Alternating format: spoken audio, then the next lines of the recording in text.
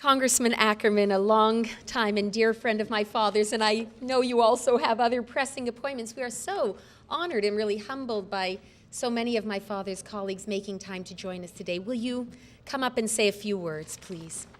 We're all honored today. You know, it was more than half a century ago, in a world gone mad, with so many places on fire and burning, with people being destroyed, literally destroyed, that we found a young Tom Lantos and his beautiful bride Annette swept away in the madness of the Nazi Fuhrer and anti-Semitism, and on their way to the death that so many others faced and went through. And were it not for the act of someone he didn't even know who stepped forth, someone of a different faith, from a different country, who reached out and snatched them from a death train before the Nazis could work their will. It was a lesson that Tom and Annette learned and became part of, and the lesson became part of them. Were it not for other people caring and stepping in and intervening in a danger that was not theirs, in a problem that they didn't create, and to step in just in the name of humanity, to be able to save lives, that they have been able to make the contributions that they have made in a wonderful lifetime. Memory is a powerful thing,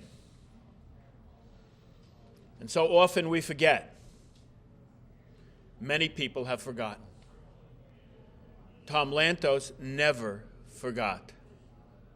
He always remembered. It wasn't just a lesson. It became his life. He was my rabbi. Rabbi, as you know, means teacher. And he taught all of us. He taught us by example and by the things in which he was involved. And you know, one of the lessons of the Holocaust, as we know, comes the words, never forget.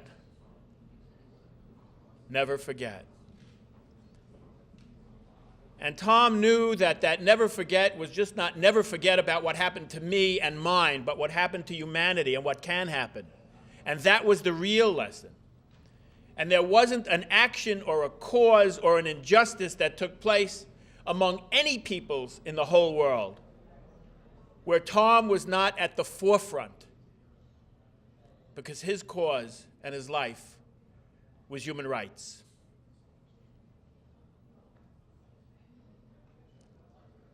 This is a wonderful moment in time because it means Tom is not gone. You know, the teacher might be gone, but as long as the lessons were learned, that's the impact. And the messenger may be missing, but lives on because the message exists. And in doing the work that Tom Lantos did, he not only lives on, but the important values that he led by example remain. He had giant shoes to fill. And it takes each and every one of us. And I notice that there are many members of the family here. With such a large family, how could you but help that? And a beautiful family it is. And what Hitler thought he destroyed still lives. It lives and strengthens each and every day because the determination of hatred and bigotry against anybody on this planet is the enemy of everybody in the civilized world. And anti-Semitism had a very special place in Tom's mind and being, because it was a hatred that has been transgenerational. And regardless of all of the hatreds in the world that we can trace throughout all of the movements and all of the centuries, the one that remains constant somehow for some inexplicable reason is anti-Semitism. So that the work that you do today, the work that you continue, the work his family has been taught so well by the master teacher of all of us, serves to inspire each and every one of us in Congress. You cannot think of human rights in this Congress without thinking the name of Tom Lantos. It's inseparable. So I want to thank each and every one of you who is working on this project on behalf of all of the members of Congress on both sides of the aisle for the work that you've taken up, the work that you continue to do. As long as we continue that work, we bless not only Tom's name, but of equal importance, the message that he left us with. Thank you very much.